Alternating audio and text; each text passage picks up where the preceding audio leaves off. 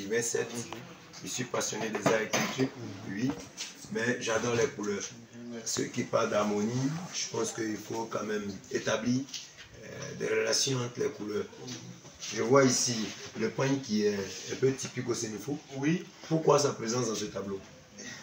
Sa présence est justifiée. D'accord. Voilà, parce que quand vous prenez même l'histoire de ce tableau, ça parle un peu de la statuette, des statuettes africaines, des statuettes Akan, Sénoufo, même jusqu'à aller chez les Bambara, même au Mali, il y a des statuettes. Donc c'est l'univers de l'ensemble de cette statuette-là, du centre de la Côte d'Ivoire jusqu'au nord du Mali et du Burkina qui est exploité ici. Donc on essaie de proposer quelque chose qui fédère toutes nos cultures. Oui. Voilà. Parce qu'aujourd'hui, quand on regarde l'art africain, comment les Blancs nous voient notre art, ils disent non, ça c'est l'art baoulé, ça c'est l'art des traités, ça c'est l'art des athées. Parce qu'ils envoient des ethnologues dans les années 1900 pouvaient nous étudier, puis nous ont catalogué. On vend aujourd'hui nos objets d'art dans les musées. Bon, si nous les jeunes d'aujourd'hui, on n'arrive pas à fédérer, à montrer qu'il n'y a pas autant de différences que ça, on va, voilà, c'est minime. On va continuer à servir culturellement leur culture. Voilà, on va continuer à enrichir cet ancien dialogue-là et on sera toujours catalogué. Non, lui là, c'est la manière.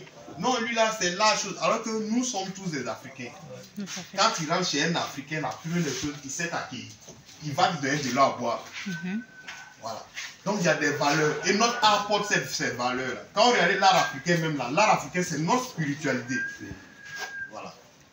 Quand on va te dire, c'est un danseur de koro chez les Sénéfo, ou bien lui, là, il fait le dipri chez les Abidji et autres, quand tu vas étudier le fond, tu vas trouver que c'est les mêmes principes, c'est les mêmes choses.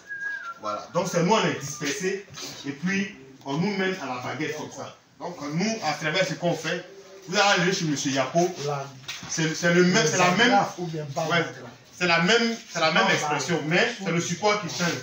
Chez lui, là, vous allez voir, il a fait des trucs sous forme de mandrins, de tuyaux, qu'il exploite. Mais chez nous, notre ici, là, les gens avaient des totems. Voilà. Donc à côté de ça, il y a cette écriture-là. Bon, malheureusement, vous êtes arrivé à une période où ceux qu'on avait déjà sont finis, c'est le gaou. Voilà, le gaou, en fait, c'est une écriture qui fait rire, qui présente un bonhomme qui est habillé vraiment de façon traditionnelle, comme les gens qui sont au village, et qui est arrivé à Abidjan, mais qui veut se comporter comme